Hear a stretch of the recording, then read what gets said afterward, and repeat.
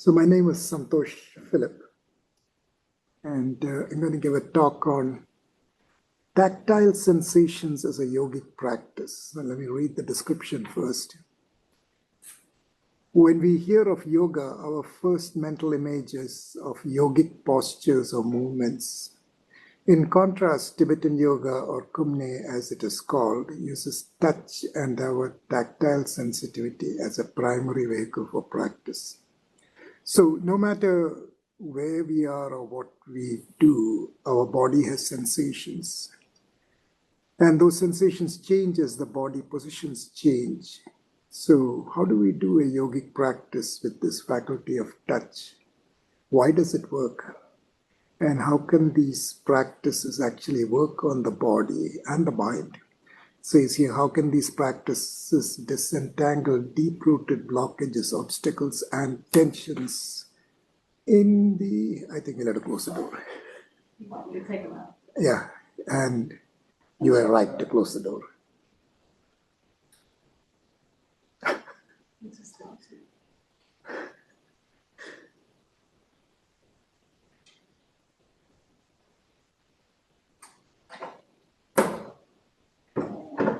Great.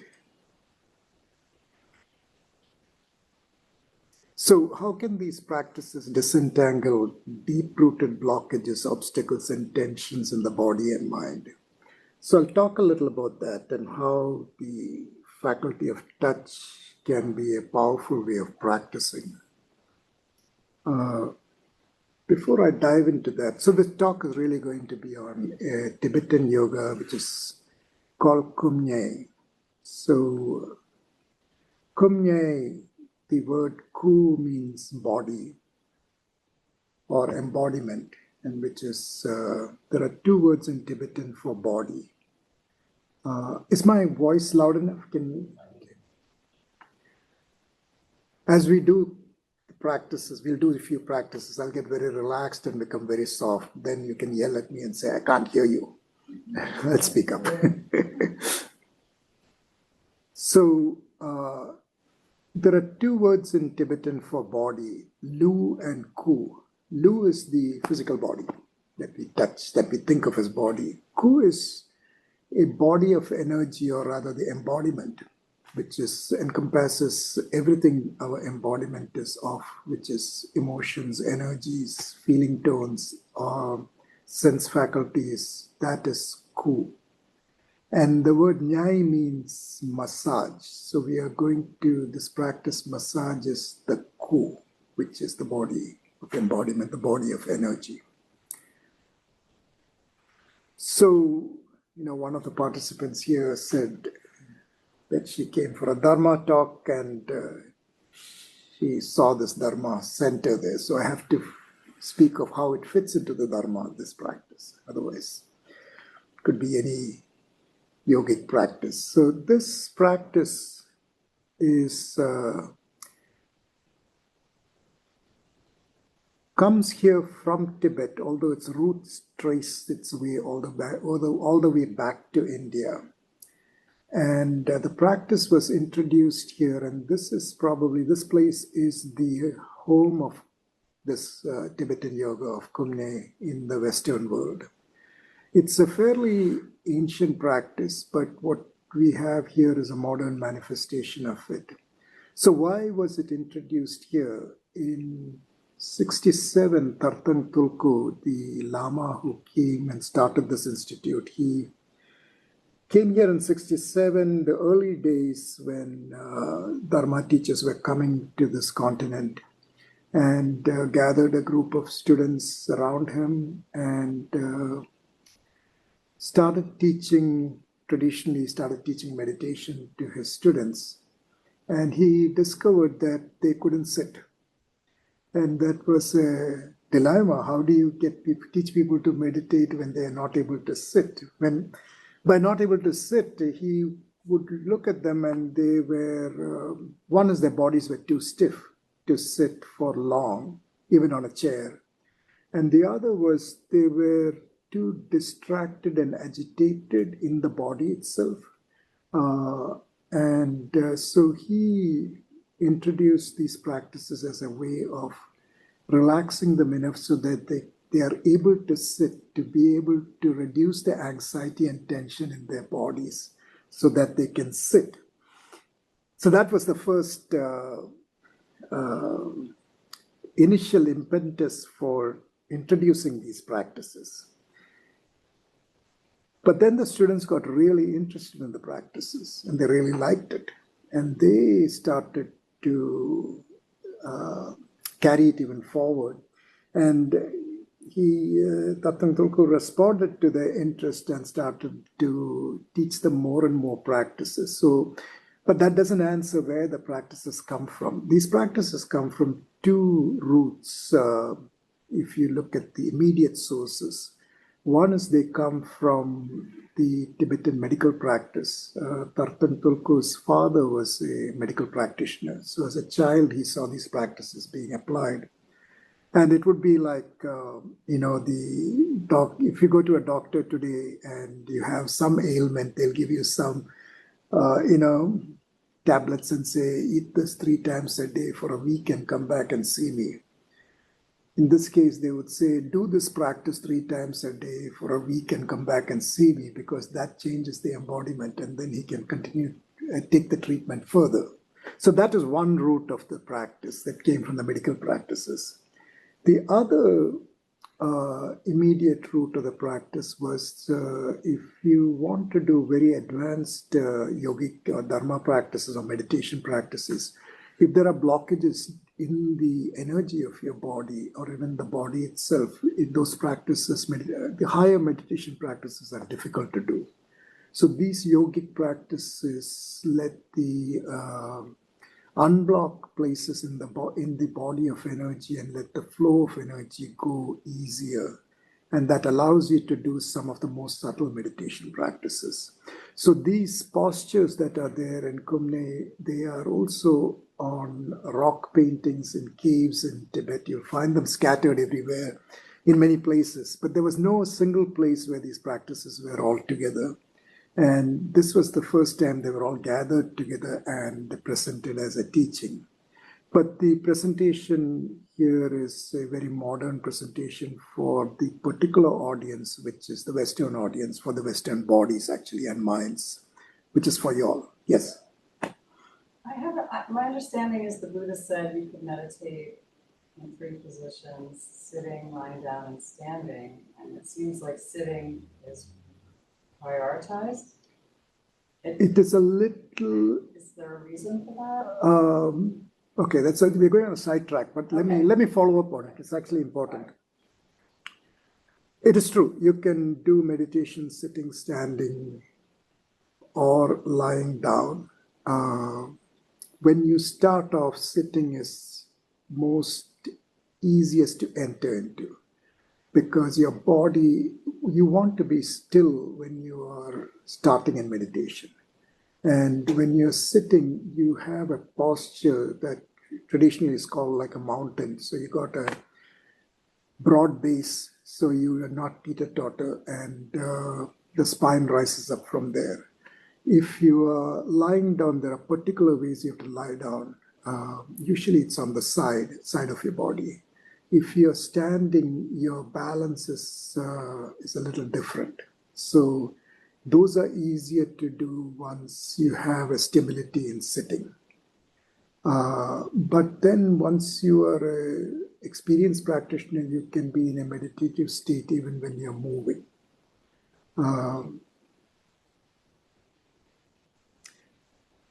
I was going to say that's not too hard, but I'm not going to say that. Yeah, so, and they had the same problem in the time of the Buddha, because the monks would be given instructions to sit for a long time, and they had the same problems we have. You know, your knee starts hurting, your back hurts, you lose feeling in your feet, all the normal problems that we have, they also had. So these practices were used by them to help in their sitting also. So that's where the practices come from, and I wanted to give a little background to fit it into, where does it fit into the Dharma? But there is also the other, where does it fit into the Dharma? these practices are one of the fastest ways to get into meditation, and you can be in deep meditation at the end of a Kumne practice without even knowing you're in meditation. And in fact, I didn't learn meditation first. I learned Kumne first. And when somebody tried to teach me meditation, I said, why should I do that? I'm already there. So yeah, it's surprisingly effective in bringing you into meditation without even telling you anything about it. So, okay, so that's how it fits. Oh man, I'm taking too much time on my introduction. I need to get you into this. So the talk I'm giving is based on an article that was written by Donna Morton. Donna is one of the Kumne instructors here, a long-time instructor. And we have a Kumne newsletter that mostly goes out to Kumne instructors and more experienced practitioners. So that article was written for the more experienced practitioners, and the article was on feeling. Feeling, we have only a few words. Feeling is also, I feel something, but that is also, I feel an emotion. But really, we're talking about feeling in terms of I feel a sensation. And she's talking about Kumne always starting off with feeling as the entry point into the practice. And then she is presenting the fact that as the practice continues, since it covers all of your embodiment, it also works with all your sense organs, with seeing, hearing, taste, smell, and mind. And she's raising the question, why do we start with touch? Feeling is touch. Why do we start with touch and stay with touch for a long time before we start going into the other senses? Why did we not start with seeing? Why did we not start with hearing? And since that article is written for a more advanced audience, she goes straight into the crux of what is going on. But since I'm presenting to a more general audience, I'm going to set up the presentation a little differently. I will take you through touch, take you through the practices so that you experientially can feel how the practice works and how touch makes it work rather quickly in ways that go beyond your thinking mind, which is the important part. It goes out around your thinking mind and can take you into experiences that the thinking mind will not easily take you into. And then I will touch into how the sense organs also work and how touch is connected to this other sense organs and the sense faculties. So I'm coming backwards into the presentation. And most probably, if I manage the time well, I will get you into an experience of using the sense organs also and show you how touch is important in that. And I am going to leave probably about 10 or 15 minutes at the end because questions will come up in your mind. So that you can ask me questions, and I'll try to answer the questions in an experiential way so that I can bring you back into a sensation as a way of answering the question. So that's the plan for the talk. At this point, if you're not interested in the topic, it's a good time to leave. No, I can stay. So, diving straight into the practices itself, we'll start off with doing some practices, and I'll give you a little introduction on how to do the practices. In Kumne, we do practices that are practices where you're moving, practices where you're sitting still, practices where you're holding a posture. What is interesting with the sense of touch is that no matter what you're doing, you always have sensations in the body. So right now you're not doing a practice, you're just sitting. Do you have sensations in the body?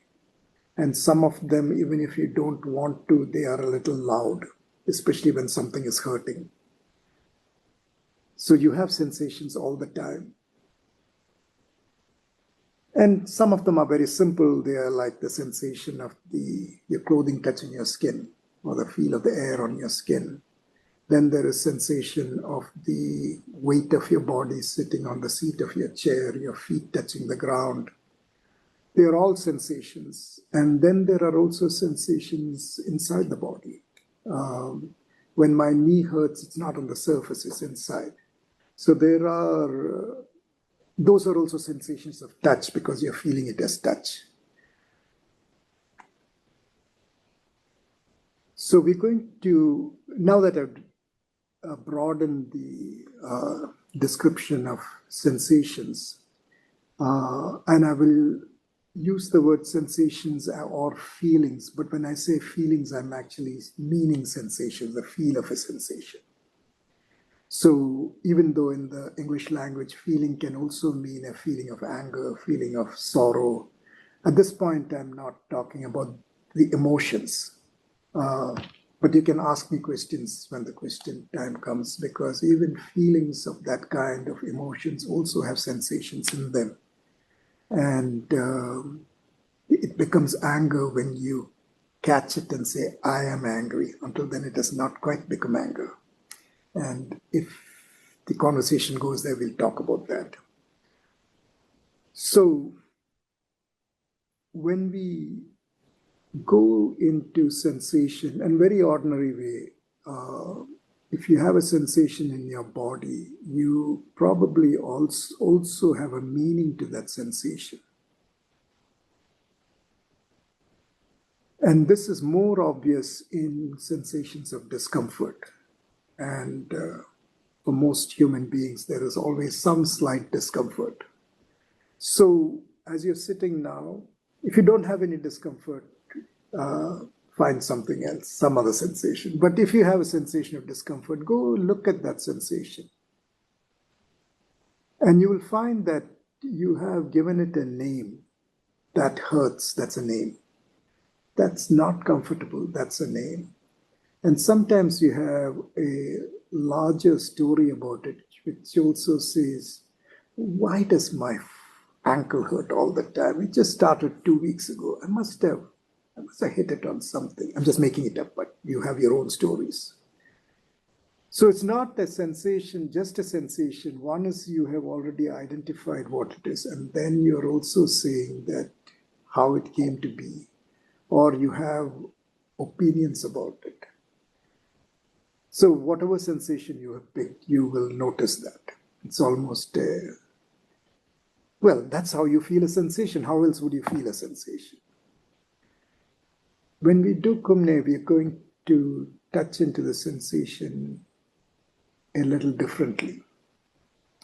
And when you take your sensation that you have, or sensations that you have, you give it a label, you have a name for it, or at least you have a sense of what it is. You also have a attitude towards it, in the sense that it is either a positive sensation, a negative sensation, or a neutral sensation. Positive is when you like the sensation, you want to keep it going for some more time. A negative sensation is when you don't like the sensation and you want to push it away, you want it to stop. Neutral is you don't have a strong opinion on it. You don't really care, actually. Those are labels that are put on the sensation after the sensation came up.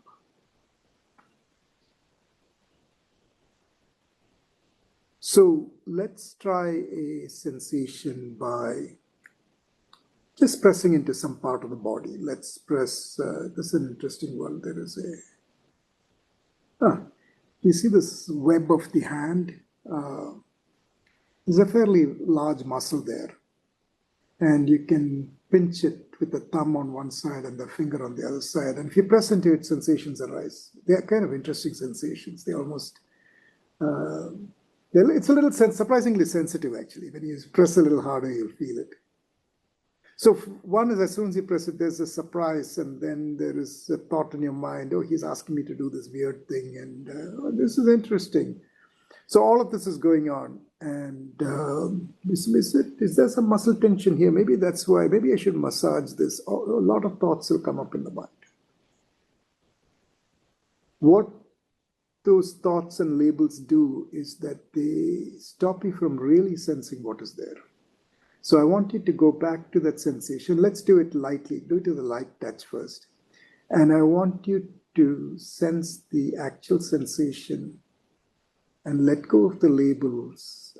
Is it positive? Is it negative? Is it neutral? What is the sensation? Sense the actual sensation.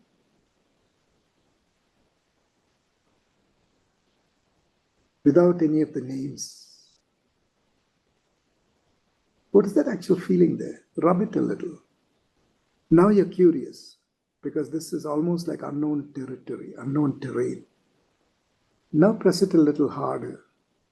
How do the sensations change? Are there sensations coming in other parts of the body? What if you don't give them names either? Are the sensations appearing with? Look at that. These sensations, when I don't give them names, there are a lot more sensations. There are layers of sensations that I didn't know was there. So be curious. Look into this. It's almost as though there's an entire universe there. And now, if you're pressing hard, start to lighten the pressure slightly, lighter pressure. Sensation change. Lighter pressure, sensations change. Lightest pressure, sensations change. And let go of that. Even when your touch is gone, the sensation, there are sensations, but different ones. Take your breath to that place as though you can breathe there. Does that change the sensation? Breathe in to that place, breathe out. Is the sensation different on the in-breath, different on the out-breath?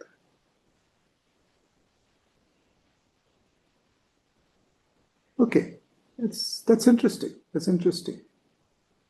It's also interesting that when you let go of the labels, it opens up an entire universe that was not apparent when the label was there. So when we do Kumne, we tune into the sensations in this way. And you notice it wasn't hard to do. It's only, sometimes you remind yourself to do it, but the actual doing was not that hard. You could do it. I mean, I was looking at your faces, so I know that it happened. So let's do a brief Kumne practice and see how it works in actual movement practice. So I'm going to do it's a simple practice, but it's a little intense. And it's not intense, but it's got some strong energies that you'll feel. We'll just try it out. So you can sit on a chair, sit on a cushion. Your back is straight. Let your breath come through your nose and mouth. Mouth is slightly open. Your breath is coming through your nose, coming through your mouth.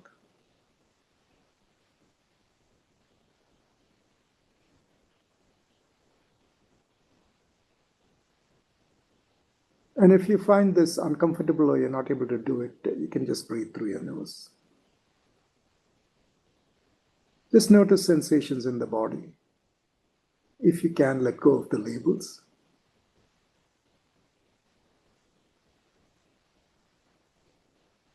Bring your hands onto your top of your thighs, fingertips pointing forward.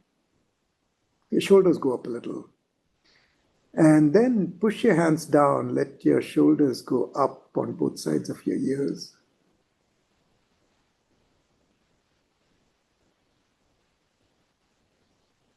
Let your head settle down between your shoulders.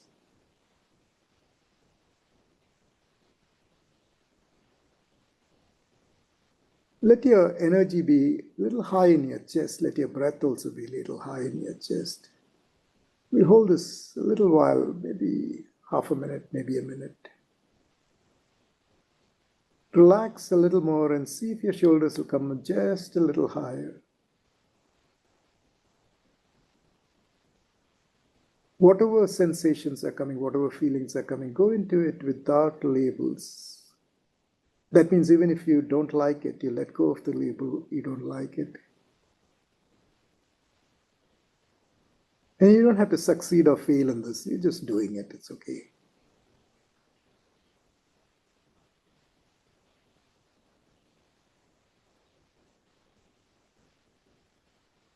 Just hold this a few more seconds.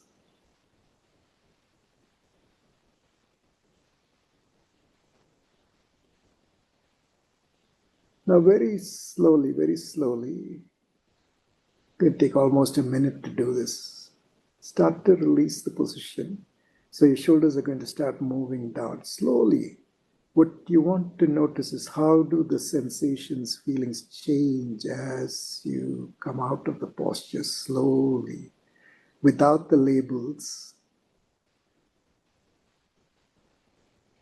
Really taste the sensations as they change.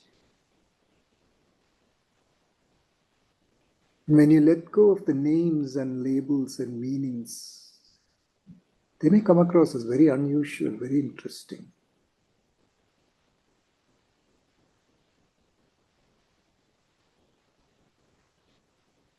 Slowly your shoulders come down, come down, come down. Sensations will move. You may almost feel them like energy is moving.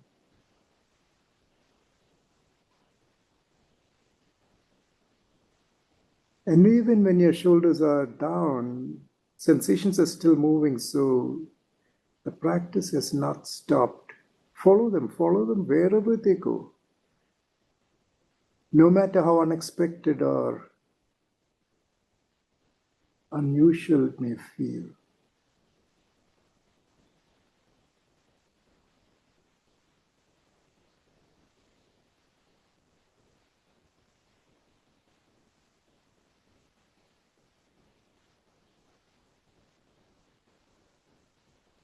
At one point, your shoulders are back to a comfortable height. Your hands can slide back to your knees. The practice has not stopped. The sensations are continuing. Now, where are they? What happens when you don't give them names, don't give them labels? What kind of a universe does that open up? Are the sensations only in your body? Maybe there's a quality of feeling that may extend even outside the body. I don't know. I'm asking if you can look.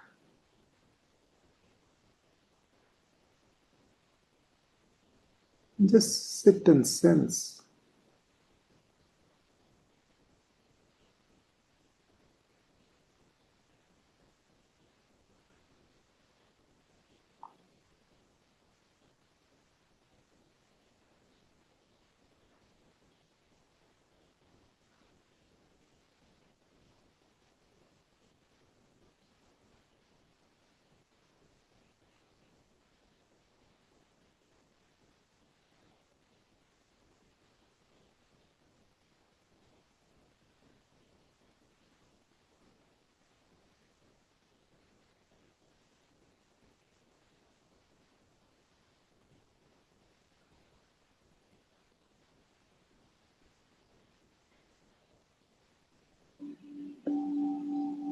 Gently come out of the practice.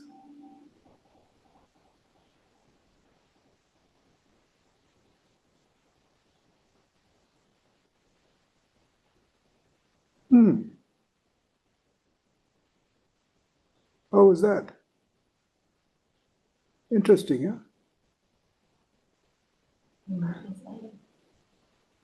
Yeah. So many things happen. One is just the experience of doing that. It's sometimes hard to articulate. Somebody asks you what happened, you're like, I don't know how to explain it. When you come up with words, but all the words are words that don't quite fit the experience because the words don't, because you did it without words. So you opened up into experiences that your words don't capture, your thinking mind doesn't capture, which is one of the key things about Kumne. Another thing that happens is when you said you feel lighter, what it's also doing is that when it goes into, so we kind of, pull some places, squeeze some places, and release them. What it what some of the practices do, actually many of the practices do, is they go into places, and when you go in without the names, it goes into places that have been trapped as experiences, which are traces of your experiences trapped in your body. To make sense, if you are stressed and you are driving here and you're coming late to come here, and your shoulders kind of go up as you're driving, that's a trace of the I'm late. And then you get here, you're not late, you got here on time, but your shoulders don't go down, they stay up a little longer. That's a trace in the body. So your body carries a lot of traces. Kumne goes in through this way of touch and dismantles or disentangles the traces. So you don't have to actually go and say, don't put your shoulders down, everything opens up. And qualities of feelings are opened up that sometimes are not easily accessible. And when you said you're feeling lighter, there was no intent to make that happen. It just happened because that's how the atmosphere, I don't actually feel lighter. The atmosphere feel lighter, yeah. So it's not just here, it's also around you. So anyway, that's I just want to check in whether you were able to tune into the sensations, and that's all you need to do for this level of practice. So that's how you work with the sensation of touch, and we do it through movement, through postures, many ways. So we just did one practice right now, and we did a little bit of kind of like a massage. There's actually a pressure point where we massaged it. So now I want to take the discussion to, okay, I can see how this feeling of touch or sensation works as a yogic practice. We just did it. Something seemed to happen, even though I don't quite know what happened. It was interesting whatever happened, and we had only 5 minutes to do it, so it's only so much can happen. How does it work with the sense faculty of seeing or the sense faculty of hearing? Is there a similar quality in that? Let's try it out.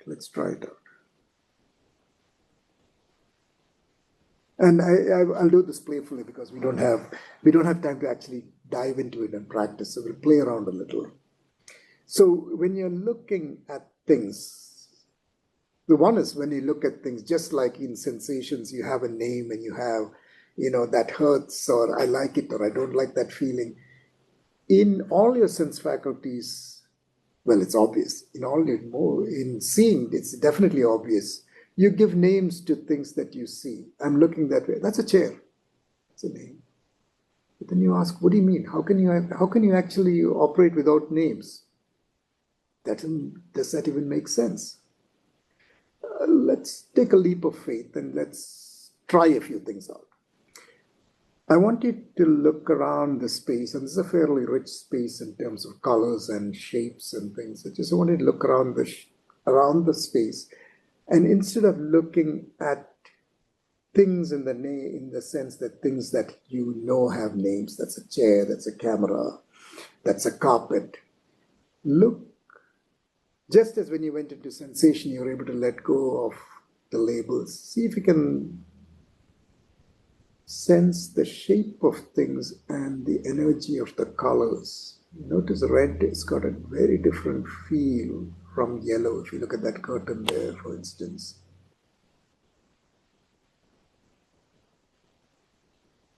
The pale color of the walls has got a very different feeling from the deep blue of the panels.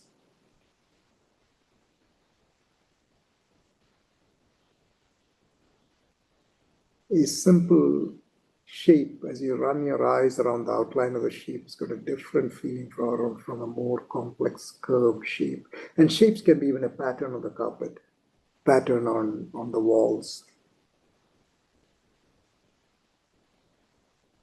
So when you start to use your eyes in this way, and it takes a little while for your eyes to relax into it, because our eyes want to lock in and know things. If you take a little time, you will notice that even the act of seeing has got a feel to it.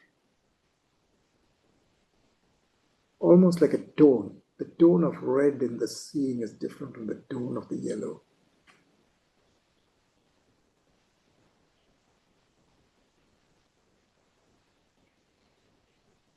So we're just playing around just to open up there is a possibility that in seeing it also has got a feeling tone or a tactile. So it's not a tactile of touch, but actually it is a tactile of touch because your eyes have touched the color red without touching it.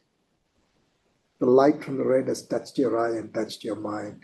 And that has a feel, which is different from the yellow, different from a blue sky, different from a rose flower. When I said rose flower, I got the smell of a rose. Notice even the smell has a different tactile quality. Smell itself has it. What about sound?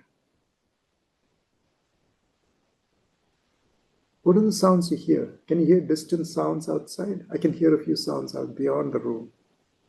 Listen to those faint sounds.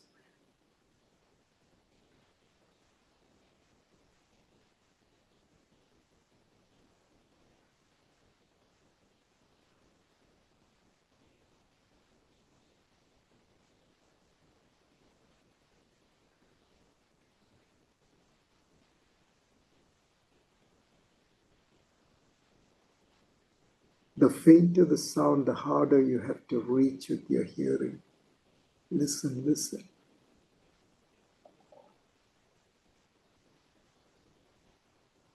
Listen to it only as sound, not as to what is the sound, just as sound.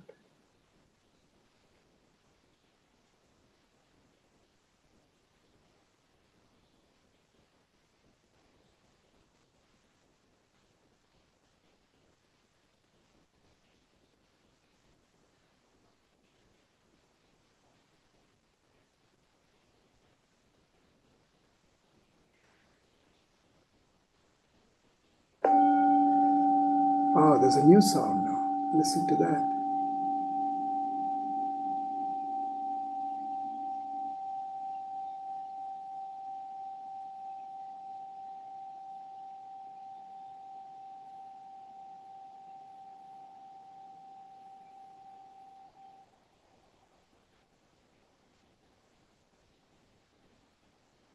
Listen as it fades away, fades away.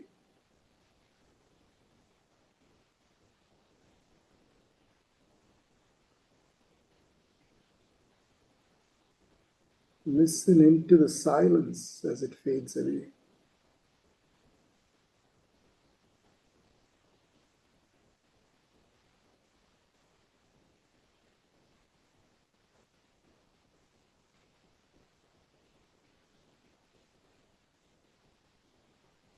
Even the silence has a tone to it. Silence that came after that ring. So, okay, come out of that. So you can see it's a little subtler. You can also see why it's so much easier to start with touch as in touch of sensation. But when you go into the other senses, all of them also have a feeling tone, one could say. Then you could also ask a much more interesting question. What about the mind? Is there a feeling tone when a thought comes into my mind? Is that feeling tone different if I have a different thought? is there a feeling tone in the mind when I have a thought? And you have to be curious. You don't know. You say that, I don't know if it is true. Don't believe this guy sitting here and saying all this. So make a thought and see that, is there actual feeling tone in mind? You must be making up stuff. I don't feel anything.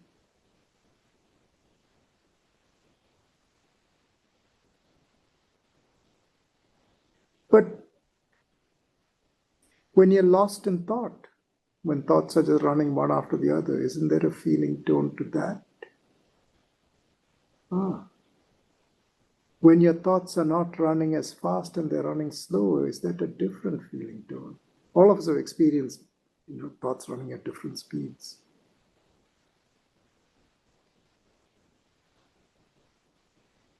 So does this give us an opening or a doorway to work with even thoughts and mind? Now this is getting really interesting.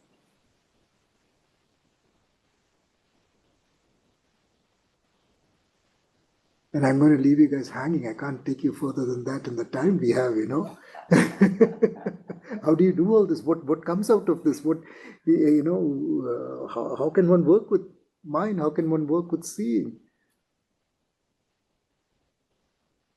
Yeah. And it's the multiplicity of things that are happening, seems at the same time. The sensations often accompany a mood or a mood. Yeah. And that may evoke memory. Yeah.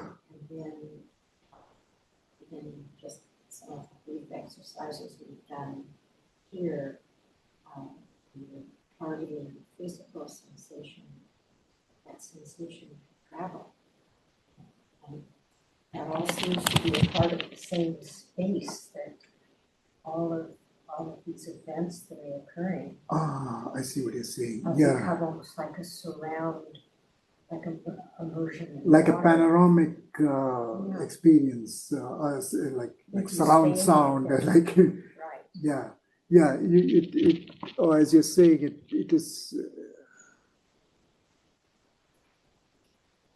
all of these are happening, and they are responding from one to the other to the other. One is going from a sensation, is going to a memory, and a memory is bringing back a feeling tone, is then bringing back an emotion, and all of them are happening simultaneously and interacting with each other. And that's how it's always happening, although we don't really think of it that way. We always think we're doing one thing at a time, but there is this, all of this is coming simultaneously. You're right.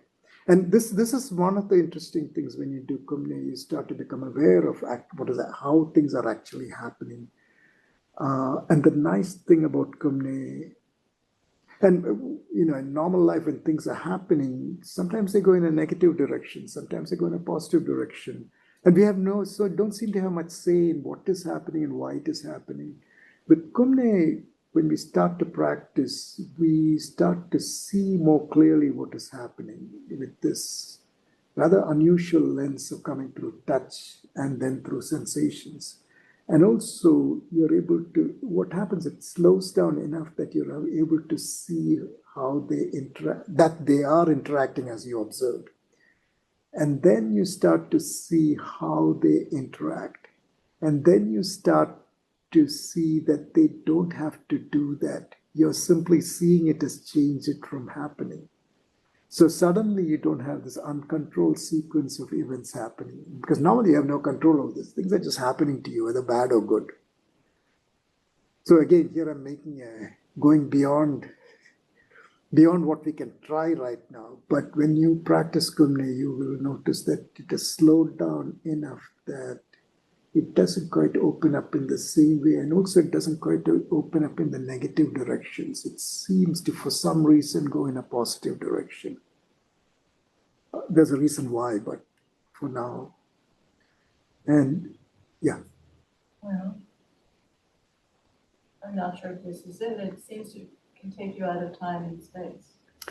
Those are, that's an interesting one. I'm going to turn that question in a little odd way.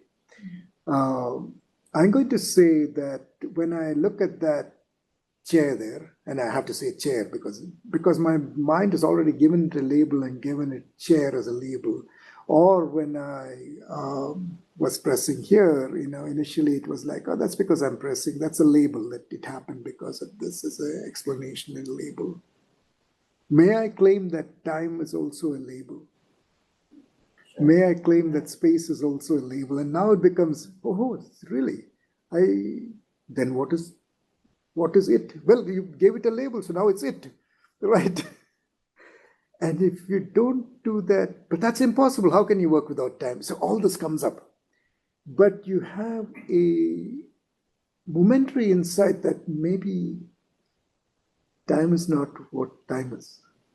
And then you don't quite know what now, because you have no other labels, and our ordinary understanding seems to happen only through labels.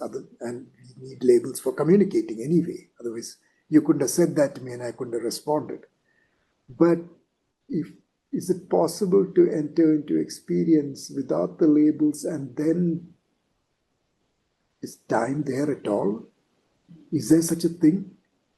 That is spooky, huh? But that question can come up. It came to me, but I didn't want to say it. I don't know why. It's direct experience.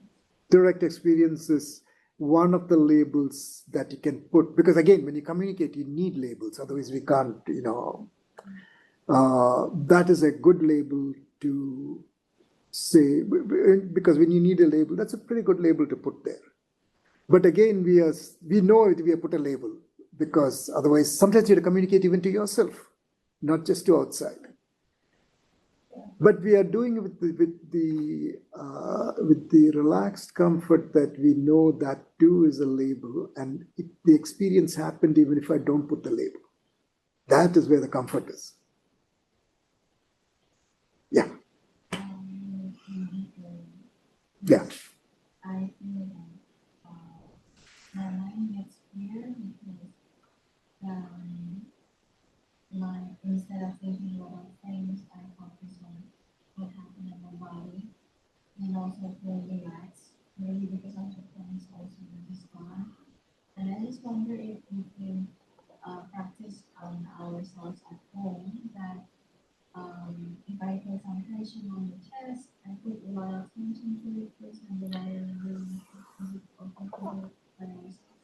You can. What would be faster is if you're free on Sunday morning, every Sunday there's a drop-in class with Kumne, and it happens in this space. So then you will get a whole collection of practices. And so it's not, the practices, one way is when you tighten someplace, then there are other ways of working. And you want to know many of them. And you're also curious, how did that work? Why would, that was my first reaction when I did Kumne, like, why is that even working? And then you realize there are many different practices that work very differently. And some work with only breath, some work with imagination, where you imagine a situation and then the energies come up, you can work. So there's a wide range of ways of practicing. And many of them are actually, strong physical movements are there. Some of them got very light physical movements. So yes, and if you get interested in this, yes, you should practice, do it on your own as you need or even when you don't need, because it changes you anyway. Totally, yeah. So we are in discussion time actually. We got 10 more minutes, and if you don't have anything to discuss, we'll do one more practice, but you may want to ask questions, so I would leave it open for now. It's a problem when you say ask questions, then all questions disappear. We want the other practice. We could do that. There's not that much time actually, so we really can't get into a practice. Yeah. And also, come on Sunday. You really go into a practice because these are not for 5-minute practices really. I compressed it. Because that practice where you do this, you hold it for about 3 minutes. So it really builds up the energy high in the body. And then when you release your shoulders, that energy moves down.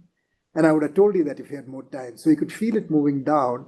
And sometimes when it moves down, it moves along the back. and goes down to the base of the belly, and it turns and moves up on the front of the body, and then it starts moving in a circle. So there's a lot of interesting things that happen. So if you come for the Sunday classes, Sunday drop-in sessions, I can't guarantee what they will do, because the instructor will do any sequence of practices. And now that because the most important thing is how to go into the practices. That you got now. You go through the sensations without the labels. And once you do that, you are in. And it's also a very interesting thing, because now you start to question all labels, and you say that if I experience things without labels, because there are a lot of labels, you wake up in the morning and you become you. That it takes, you slowly wake up and okay, then you got all these things to do. Morning you got to brush your teeth, you got to have breakfast. So those are things you already defined, the actions. Those are also labels. You could say, in a way, it's labels. Is it possible to relax and open that too? I don't know, but you have a possibility there. You might discover on your own. Can you do that? And then what happens? I mean, Sangi went far ahead. She even dismantled time. No, at least the possibility that time can be dismantled, Yeah.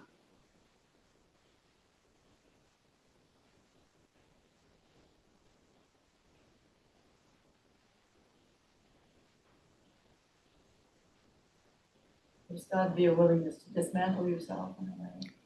Yeah, the thing that is built up will resist.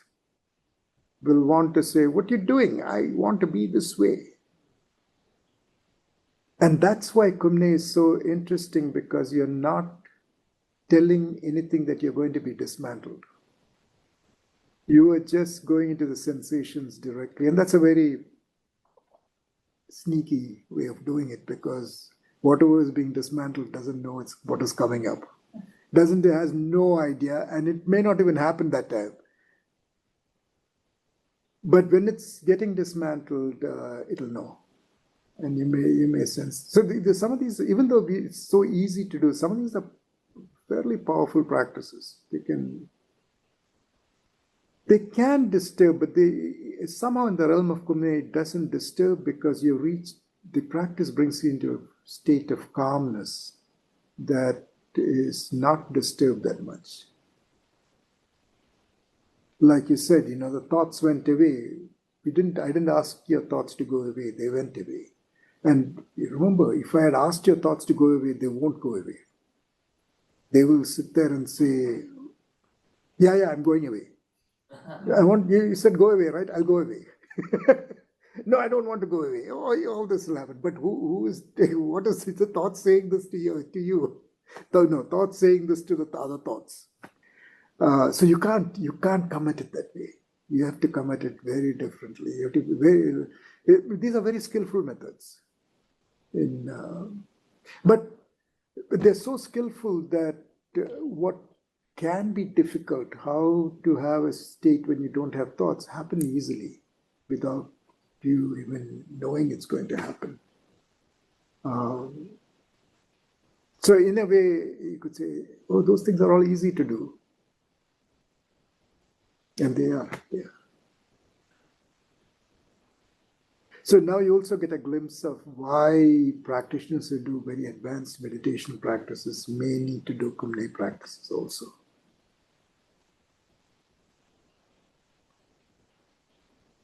And one could also say, when you did the practice, we did it for about 45 seconds and we let go. And overall, my talking and all that, it was about 5 minutes or so. And if you reached a point where the thoughts were not happening, could you say that you had reached some kind of a meditative state? Maybe. So you see, when I mentioned that Kumne will very easily take you into meditation, that's kind of what I was pointing to. Because if you go and try to do meditation, you got to sit for about 10, 15 minutes and maybe you get more agitated at the end of it. That happens. Well.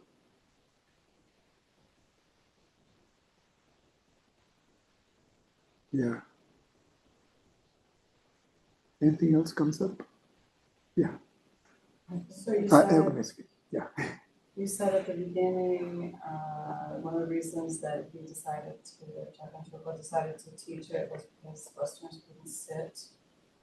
And you said also sit quietly physically and also mentally. And so I see how this can really help mentally, but are you also saying that it helps physically? Absolutely. In And fact, physically is first. so are you saying that all of the stiffness in Westerners' hips, for example, are just in our mind? We don't fight the, when you have physical constraint, thanks for coming here. Yeah. When you have a physical constraint in this, unlike the Hatha Yoga practice where you have to do a posture, we say, oh, you can't sit on a cushion, just sit on a chair. That's okay. Or if you want to stand and try it, just stand and try it. It's all right.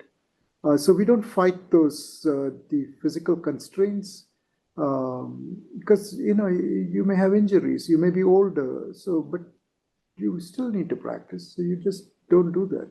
And Kumne is very forgiving in that way. It says, don't do it exactly like that. You can't, it's feeling too strong. Well, don't push so hard, you know, and it still works.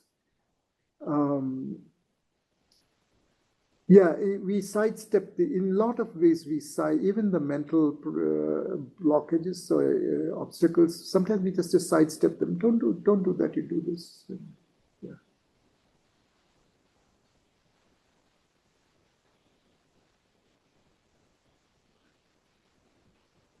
Because it ties back to your idea of that you could be sleeping and meditating, you could be walking and meditating, you could.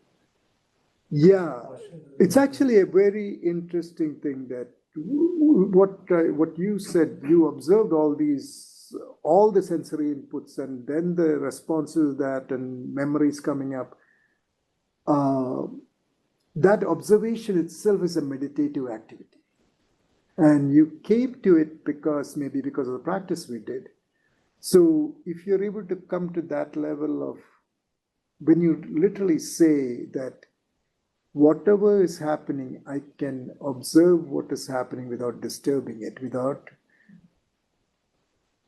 in a way, not in a way, that is actually a meditative state. So then in that light, you can be in a meditative state in all activities.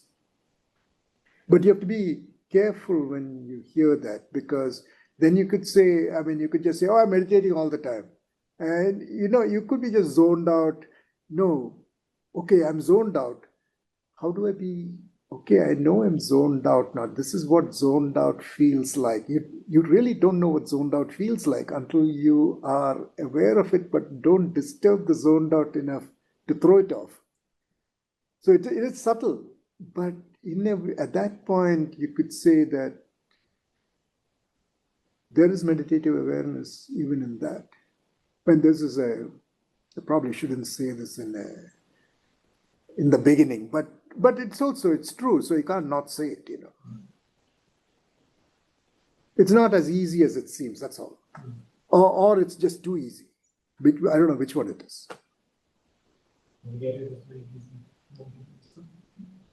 We don't know. Sometimes it just tightens up and you can't do it. It doesn't work, And sometimes it's like, anyone can do this, Yeah. Or, even that we don't know, because does it need more practice? Or if we can do it in any state, why do I need a practice state to do it? Right. When you honestly start to look, it becomes very curious and interesting. Things open up surprisingly fast. But then sometimes we don't want it to go so fast, so we kind of crunch it and slow it down. I think what you're describing is how very unique and individual that experience is for each person who's practicing.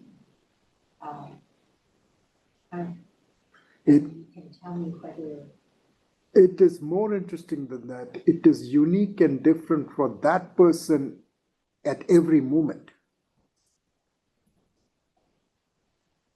can be fleeting when all of that dynamic movement of thought and sensory, all the sensory fields, and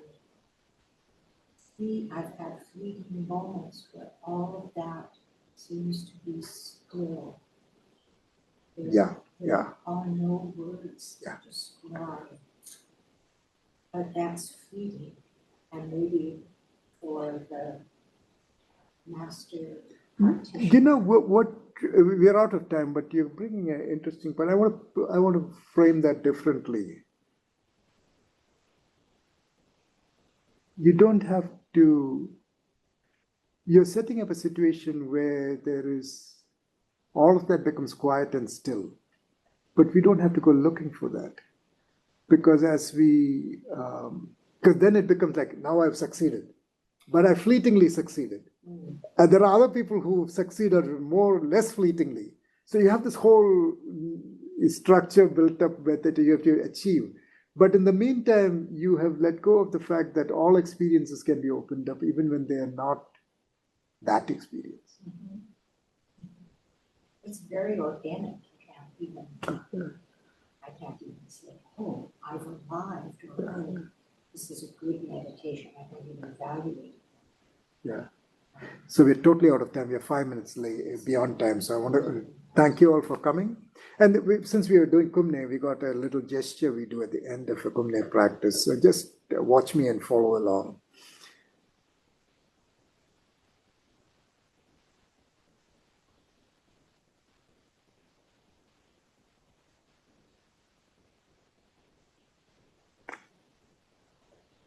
Awesome.